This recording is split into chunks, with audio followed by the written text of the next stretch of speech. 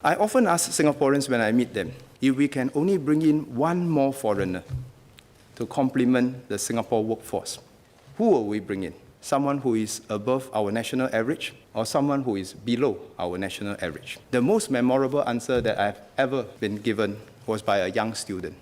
Bring in the above average one to grow the economy, but below me. This summarizes the fears, concerns, and aspirations of our people. We know we need the above average foreigner to complement our domestic workforce so that we can build a more competitive economy and to provide better jobs and better pay for all Singaporeans. But we also know that foreigners will compete with us and we need to provide some safeguards for our people. How do we grow our existing companies and bring in new investment that can create good jobs for Singaporeans?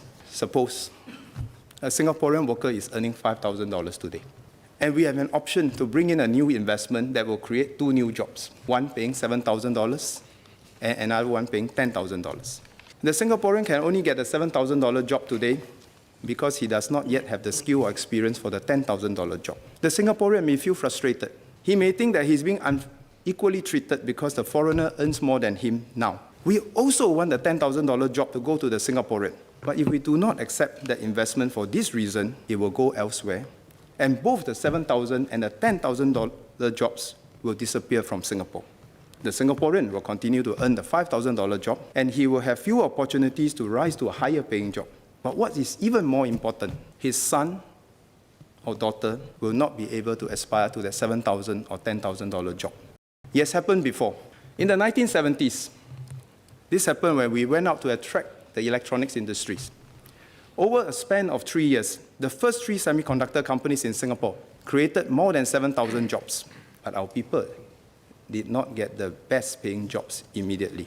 Indeed, many of our pioneer and Merdeka generations work under higher paying foreigners. At that point in time, we lacked the skills and the experience to take the highest paying jobs. But we did not reject these investments as a result. We learned, we upgraded our capabilities, and in time, we took over many of these higher paying jobs, including the better trained and educated children of the pioneer and Merdeka generations. Many of those early engineers and technicians went on to become senior executives in this sector, and in turn, they mentored a new generation of Singaporean technicians and engineers in the semicon industry that we have today. The same thing is happening in the ICT and software industries. ICT and software will underpin many other industries that we desire to have in the future. Banking, finance, advanced manufacturing, artificial intelligence, precision medicine, they all need highly specialized skills and knowledge. When global companies like Google, Grab, and Facebook invest here, the reality is that we do not have enough Singaporeans with the relevant skills and experience to fill all the jobs they are going to create. We have raised our intake of computer science in our universities in recent years, but there is a limit to further increases. Not every student has the interest or aptitude to study computer science, and we also need to groom talent in other sectors for our economy. Young Singaporeans who are coming out from the universities and polytechnics to join these new companies are better educated and have much better opportunities than the previous generations before them. Our future generation do not need to take over the jobs of the previous generation, earning the salaries of the previous generation. Create those jobs in Singapore first. Otherwise, we lose the $7,000 job and we may never get the $10,000 job.